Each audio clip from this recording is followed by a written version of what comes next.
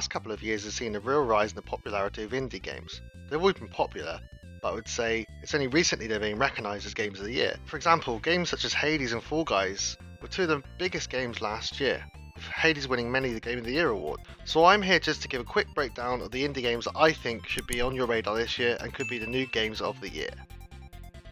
First up, we've got Skull. The official description is guide Skull on his quest to single-handedly take on the Imperial army and rescue his king from captivity in an action-packed roguelike 2D platformer for the ages. From Southpaw Games, Skull is a fast-paced and challenging side-scrolling action game, much in the vein of Hollow Knight or Dead Cells. As you know with roguelites, the levels will constantly change, offering a constant challenge of not knowing your surroundings and not being able to learn who you're about to face, and you're simply your challenge to get as far as possible. What makes this one different to the other roguelites you've played before is you can change your skull, get it because you're a skeleton, to essentially suit your playstyle, so you're able to transform into quick dashing heroes, big armoured juggernauts and even monsters. With just a push of the button, you can change at will to suit your playstyle and suit the bosses you're fighting. This game is already getting rave reviews. It looks fast paced, wonderfully set and action packed. Definitely giving this one a go. Next up is Hollow Knight Silksong. The official description of this one is discover a vast haunted kingdom in Hollow Knight Silksong, the sequel to the award-winning action-adventure. Explore, fight and survive as you ascend to the peak of a land ruled by silk and song. Team Cherry give us a sequel to one of the most famous indie games of all time. I mean, who hasn't tried Hollow Knight? This offers new levels, new monsters and brand new character, and will undoubtedly be a game for lovers of tough indie games. I for one can't wait to return to the beautiful hand-drawn fairy tale world to take on hordes of enemies.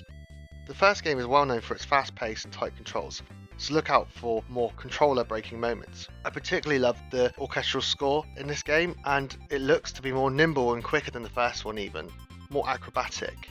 It certainly takes on the mantra of you playing as a princess as opposed to the knight. Hollow Knight had to get a sequel, and this looks like a worthy successor.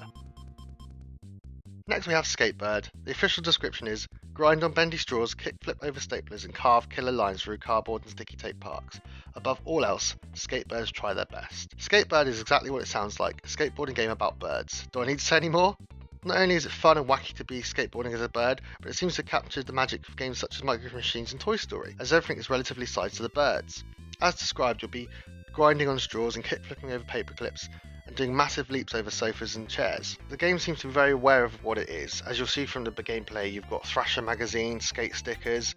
It seems to maintain solid skateboarding gameplay, like Skate 4 or Tony Hawk's. I think in times like these, we need silly games like this. And what I love about silly games, which aren't entirely silly, they're backed up with great gameplay, so they're not just a throwaway game. I love the aesthetic of being in a tiny world, and those sorts of games have always appealed to me. I don't know if you remember the old Disney skating game, but it had Toy Story levels, and I couldn't get enough of those. So this, for me, looks to be a hit of nostalgia combined with some really popular modern games. Thanks, Glass Bottom Games.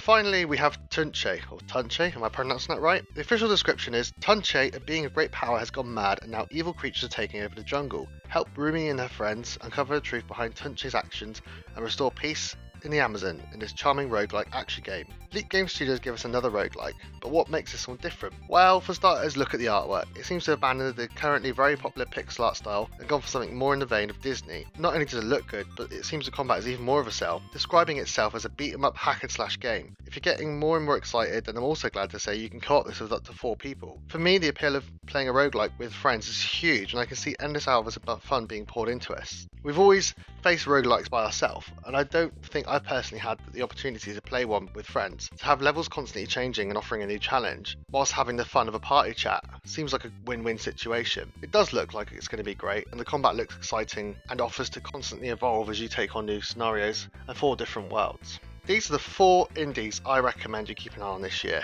You never know, they might end up winning awards of their own. Are there any big indie games I've missed out from this list? Please let me know, and as always, don't forget to like and subscribe.